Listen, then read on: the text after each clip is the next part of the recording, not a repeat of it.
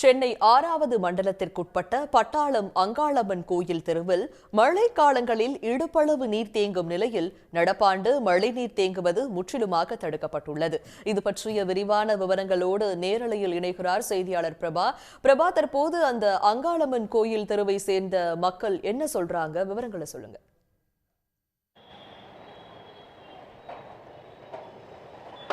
காற்றழுத்த தாழ்வு மண்டலம் மற்றும் ஆழ்ந்த காற்றழுத்த தாழ்வு மண்டலத்தின் காரணமாக தொடர்ச்சியாக சென்னையின் அனைத்து பகுதிகளிலும் பரவலாக கனமழை என்பது பதிவாகியிருந்தது.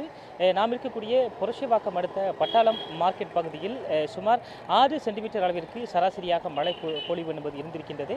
நாம் இருக்கக்கூடிய பட்டாளம் அங்காளம்மன் கோயில் தெரு இந்த சந்திப்பு என்பது இந்த பகுதியில் மழைநீர் அதிகமாக தேங்கக்கூடிய ஒரு பகுதியாக இருக்கின்றது. கடந்த கால மழைகளின் பொழுது, மழை வெள்ளத்தின் பொழுது இந்த தெருக்களில் சுமார் இடுப்பு அளவிற்கு மழைநீர் என்பது தேங்கும். காரணம், இதற்கு மேற்கு புறத்தில் இருக்கக்கூடிய புரட்சிவாக்கம், சூளை, அதே போல கொசப்பேட் மார்க்கெட் உள்ளிட்ட பகுதிகளில் பெய்யக்கூடிய மழைநீர் என்பது இதற்கு கிழக்கு புறத்தில் இருக்கக்கூடிய ஓட்டடி நலா கால்வாய்க்கு செல்வதற்கு அந்த மழைநீர் செல்லக்கூடிய வழி என்பது இதுவாகத்தான் இருந்தது. இதனால் புதிய அடுக்குமாடி குடியிருப்புகள் ஆகியவை கட்டத்தின் காரணமாக இந்த பகுதியில் மழைநீர் என்பது சற்று தேங்கி செல்லக்கூடிய ஒரு நிலை என்பது காணப்பட்டது. கடந்த காலங்களில் இந்த இடங்களில் தொடர்ச்சியாக மழைநீர் என்பது தேங்கக்கூடிய ஒரு நிலை என்பது காணப்பட்டது. இதனை கருத்தில் கொண்டு சென்னை மாநகராட்சி இந்த இடங்களில் 4 இடங்களில் ராட்சத அந்த உறிஞ்சும் திறன் கொண்ட வாகனங்களை நிறுத்தி முற்றிலுமாக இங்கு இருக்கக்கூடிய மழைநீரை அப்புறப்படுத்தக்கூடிய பணி என்பது மேற்கொள்ளப்பட்டிருக்கின்றது. இந்த சந்திப்புகளுக்கு மற்றொரு புறம் சென்ட்ரல் ரயில் நிலையத்திலிருந்து வரக்கூடிய டிமெலோஸ் ரோடு, அதே போல அதுக்கு இருக்கக்கூடிய பட்டாளம் மார்க்கெட் சாலை, அதே போல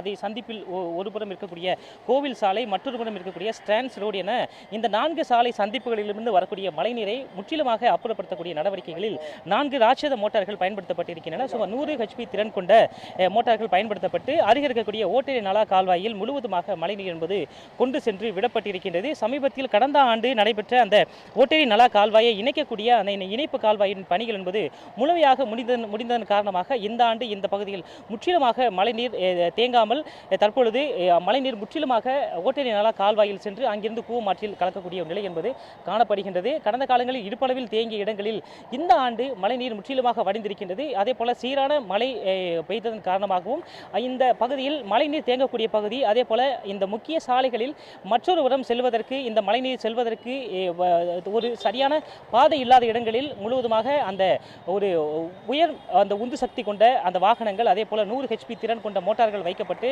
மழைநீர் முற்றிலுமாக ஒரு சீரான கால்வாய்கள் மூலமாக செலுத்தப்பட்டதால் மழைநீர் முற்றிலுமாக தேங்காமல் தற்பொழுது இந்த பகுதியில் எந்தவித போக்குவரத்து இடையூறுமின்றி வாகனங்கள் அந்த தெருக்களில் இருசக்கர வாகனம் முதல் லாரிகள் வரை சென்று வரக்கூடிய நிலை என்பது காணப்படுகின்றது. இந்த பணிகள் என்பது இந்த ஆண்டு மிக நேர்த்தியாக செய்யப்பட்டிருப்பதாக இருக்கக்கூடிய குடியிருப்பு வாசிகள் தெரிவிக்கின்றனர்.